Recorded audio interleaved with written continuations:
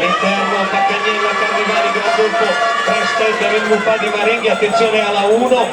ossia 1 a Valeria Paccagnella, quest'anno ha corso in 1.01.86, l'atleta bergamasca in forza alla Bracco, così a 3 per Isabella Grandolfo, Bustrieste 1.02.82 quest'anno.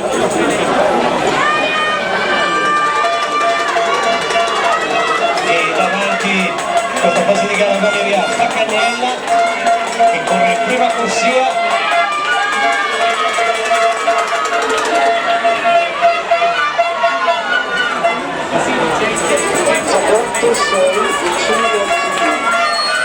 Bracco Atletica che ricordiamo in questa gara la possibilità di recuperare punti preziosi con la classifica generale, retta d'arrivo, dai, più forti della pioggia, solo applausi per le ragazze del 400, al centro il volto ma è Paccagnella, Valeria Paccagnella che regala la vittoria alla Bracco, e per lei abbiamo non